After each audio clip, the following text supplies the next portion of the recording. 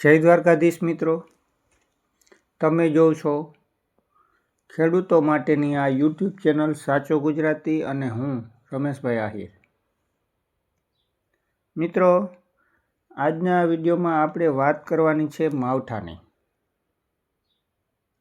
તમને પણ સોશિયલ મીડિયાના માધ્યમથી અને જુદી જુદી ન્યૂઝ ચેનલો વડે માવઠાના સમાચાર તો મળી જ ગયા હશે, પણ ઘણી વખત બહુ અગાઉથી જ આવા માવઠાની આગાહીઓવાળા વિડીયો ફરતા થાય છે અને પછી લાંબા ગાળે હવામાનમાં ફેરફાર થાય અને આગાહીઓ બધી ખોટી પડવા માંડે છે.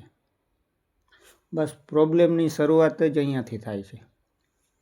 આવી લાંબા ગાળાની આગાહીઓ કરવામાં આવે ને એ પ્રમાણે કંઈ ઊભું રહેતું નથી અને વિડીયોમાં આપેલ માહિતીઓ ખોટી પડવા માંડે છે અને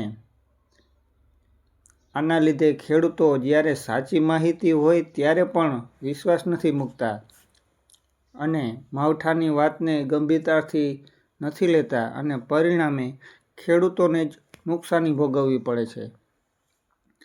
માટે વેધર ચેનલોને હું વિનંતી કરું છું કે ખેડૂતોને વધારે દિવસોની માહિતી કરતાં ઓછા દિવસો, જેમ કે 5-7 દિવસની પણ સચોટ માહિતી આપવાના પ્રયત્નો કરો. મિત્રો, આજે તારીખ 14 માર્ચ 2026 છે અને આવતી 18 અને 19માં માવઠાની શક્યતા લાગે છે.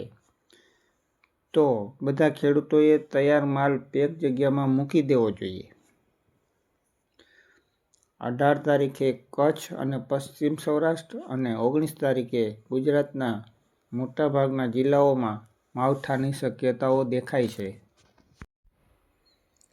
જુદા જુદા વેધર મોડેલોનો અભ્યાસ કરતા એવું લાગે છે કે આવતા 18 અને 19 માર્ચમાં ચોમાસા જેવો માહોલ ઊભો થઈ શકે છે. હું એવું માનું છું કે માવઠાના આ રાઉન્ડને આપણે જરાય હળવાશથી ન લેવો જોઈએ. ખેતીકામમાં જેટલું બને તેટલું સાચવી લેવાનું કોશિશ કરવી જોઈએ. ખેતી અને હવામાનની અગાઉથી જ અને સાચી જાણકારી માટે મારી આ ચેનલ સાચો ગુજરાતીને સબસ્ક્રાઈબ કરો અને કોમેન્ટ કરજો પાછા. જય દ્વારકાધીશ.